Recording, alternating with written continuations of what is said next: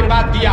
तो एक चीज निश्चित जानिए कि विधायकी से जुड़ा हुआ कोई भी काम, उसमें कोई माइकल लाल 1 रुपया भी उसमें चोरी भ्रष्टाचार नहीं कर सकेगा।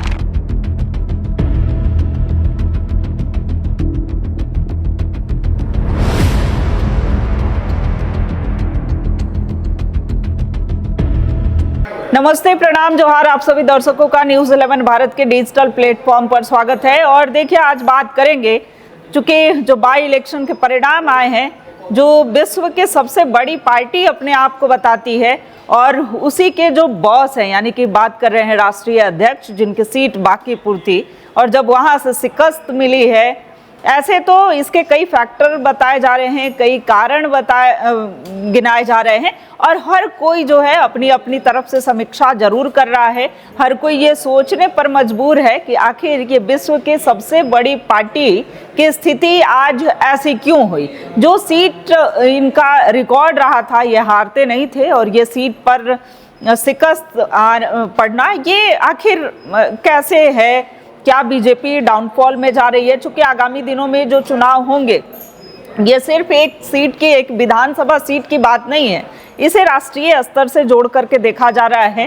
क्या विश्व के सबसे बड़ी पार्टी से विश्वसनीयता लोगों की कम हो रही है, या फिर जो विश्व के सबसे बड़ी पार्टी कुछ चीज़ों को छोड़कर चल रही है? ऐसे में देखिए, फैक्टर की अगर बात करें, क्योंकि आप लोग भी अपने अपने कमेंट ज़रूर दे सकते हैं कि क्या क्या फैक्टर रहे हैं, लेकिन जो चीज़ें सामने निकल करके आ रही हैं कि सबसे बड़ा फैक्टर जो रहा है यूजीसी का रहा है।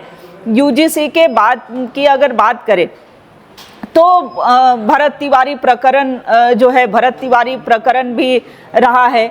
भरत तिवारी प्रकरण के बाद जो नीट पेपर लीक का मुद्दा था, जो बड़े स्तर पर दिल्ली के जंतर मंतर में आपने प्रोटेस्ट देखा होगा। और चौथा सबसे बड़ा कह सकते हैं कि बीजेपी का ओवर कॉन्फिडेंस, जो बीजेपी यह मान के चल रही थी कि यह सीट हमारी है, चाहे वहां से चेहरा कोई भी हो, लेकिन हम जीत दर्ज करेंगे। तो ये ओवर कॉन्फिडेंस भी जो है वो इसे कहते हैं कि ले डूबना। तो ये भी हार का कारण हो सकता है, लेकिन आप भी अपने हार के कारण और क्या क्या हैं, चूँकि देखिए जिस तरीके से प्रशांत किशोर की जीत हुई है, प्रशांत किशोर की एंट्री हुई है, तो एक बात गौर करने वाली है कि जो जन सुराज है, उसने कभी जात पात की राजनीति नहीं की, जात पात को लेकर नहीं चला, अगड़ी पिछड़ी नहीं की, हिंदू मुसलमान नहीं किया। ऐसे में प्रशांत किशोर के सामने अगर कोई कैंडिडेट था, वैसे कैंडिडेट को लाना चाहिए था। कैंडिडेट भी एक बड़ा फैक्टर रहा है कि आपने एक ऐसे व्यक्ति को लेकर आया कि चूंकि वो भले कार्यकर्ता तो थे, लेकिन कार्यकर्ता होने से ही नहीं हो जाता है। उनकी पैठ कितनी मजबूत है, उनकी पकड़ लोगों के बीच कितनी मजबूत है। तो ये सारी चीजें जो हैं। अब आते हैं कि झारखंड में क्या फर्क पड़ेगा। झारखंड को सीखने की जरूरत है, इस हार से समझने की जरूरत है। चूंकि 2019 और 2024 में बीजेपी ने करारी हार का सामना किया है, तो आने वाले दिनों में कुछ ऐसा ना हो। देखिए, मेरी अपनी अगर व्यक्तिगत बात की जाए, तो व्यक्तिगत तौर पर कि जो यूथ को साथ लेकर के चलना चाहिए, वो बीजेपी नहीं कर रही है। कैसे जो जेनजी हैं या फिर जो यूथ हैं, जिनको राजनीति में उनके अनुभव को लेना चाहिए, उन्हें आगे करना चाहिए, जो कि नहीं देखा जा रहा है। अगर बीजेपी ऐसा करती है, तब जाकर के आने वाले दिनों में भविष्य जो है वो और प्रकाशमय होगा। लेकिन अगर यूथ को आप पीछे छोड़ेंगे, तो आने वाले दिनों में स्थितियां जो है वो राष्ट्रीय स्तर पर जो है खराब हो सकती है। दूसरी तरफ अगर लोगों के रिएक्शंस की बात करें, तो ये कहना है कि सवर्णों को दरकिनार करना भी इनके लिए भारी पड़ सकता है। जिस तरीके से सिर्फ ओबीसी, पिछड़े और पिछड़ों की राजनीति हो रही है, उन्हें आगे किया जा रहा है। आप आगे करिए, लेकिन सवर्णों को पीछे नहीं छोड़िए।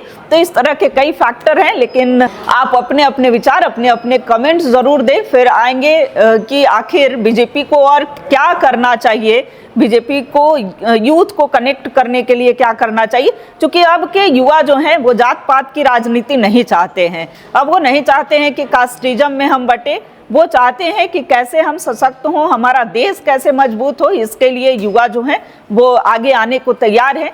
अब विचार बीजेपी को करना है, विश्व की सबसे बड़ी पार्टी को करना है, और इस हार की समीक्षा हर एक व्यक्ति को करनी चाहिए कि आखिर विश्व की सबसे बड़ी पार्टी के जो बॉस हैं उनकी सीट रही है बांकीपुर विधानसभा, और वो कैसे बीजेपी हार गई है।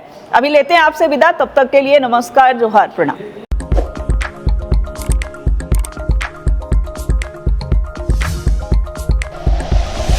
Like and share videos, subscribe करें हमारा चैनल और प्रेस करें बेल आइकॉन। न्यूज़ 11 भारत, सच है तो दिखेगा।